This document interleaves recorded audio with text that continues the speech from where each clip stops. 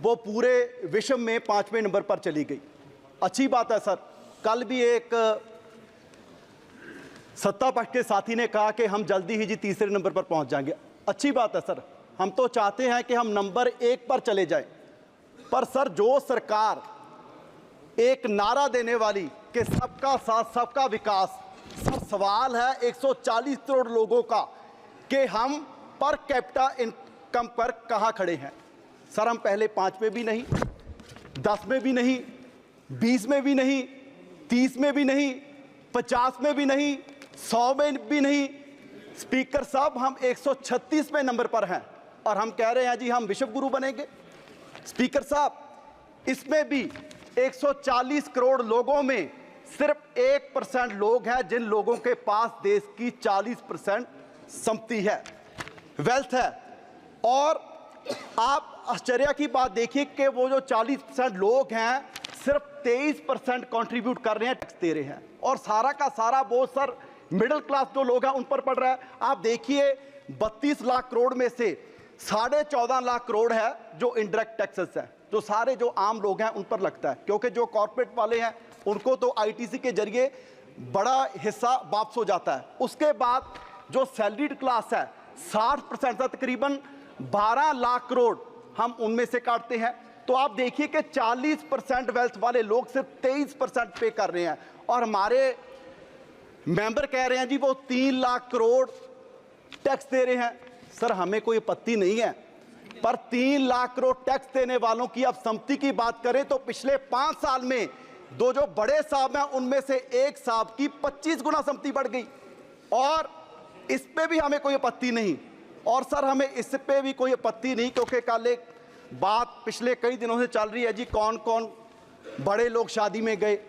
लेकिन सर, हमें शादी में जाने में भी आपत्ति नहीं, लेकिन एक बात की आपत्ति है कि प्रधानमंत्री जी कोई साधारण आदमी तो है नहीं, सारी एजेंसीज उनको रिपोर्ट करती हैं, पूरी इंटेलिजेंस उनको रिपोर्ट करती है, और प्रधानमंत्री जी ने कहा कि ट्रक भर भर कर ऑपोजिशन के घर पर चंदा गया।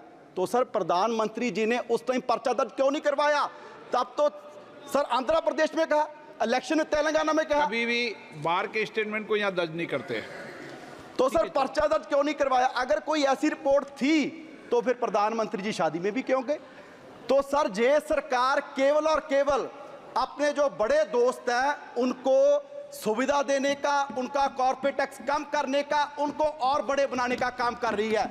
और जो देश के आम लोग हैं, आम नागरिक हैं, जो मिडिल क्लास, आप देखिए कि जो एक 50-60 हज़ार कमाने वाला कोई व्यक्ति है, पहले तो आपने उस पर डायरेक्ट टैक्स लगा दिया, उसकी इनकम टैक्स, उसके बाद उसके ने कोई स्कूटर परचेज किया, कोई मोटरसाइकिल परचेज किया, 31% टैक्स उस पर लगा दिया।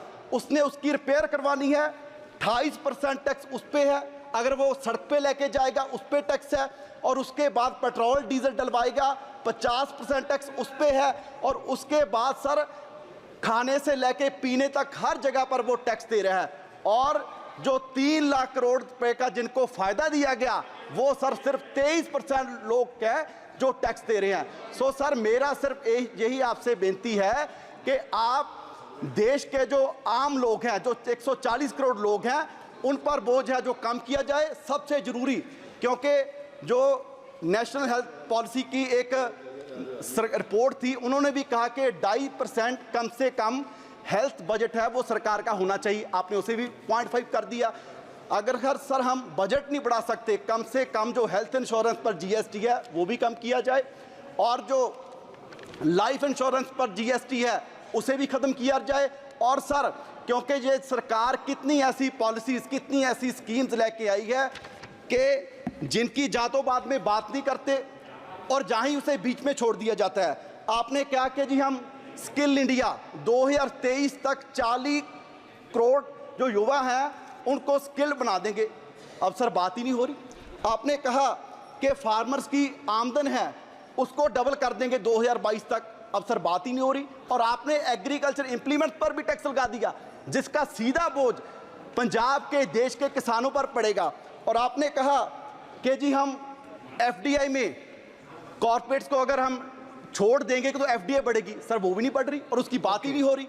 और सर पूरा का पूरा मैं समझता हूं कि जो पिछले 10 साल से इस बजट में भी पूरा का पूरा जो बड़े लोग हैं कॉर्पोरेट्स को, उनको ही मद्देनजर ये बजट तैयार किया गया है, और जो देश के आम नागरिक हैं उनके लिए कुछ भी नहीं। और लास्ट में सर मैं यही कहूँगा कि पंजाब के किसानों के पॉइंट ऑफ व्यू से कि जो एग्रीकल्चर इंप्लीमेंट्स हैं उन पर जो टैक्स है वो खत्म किया जाए। ओके। धन्यवाद।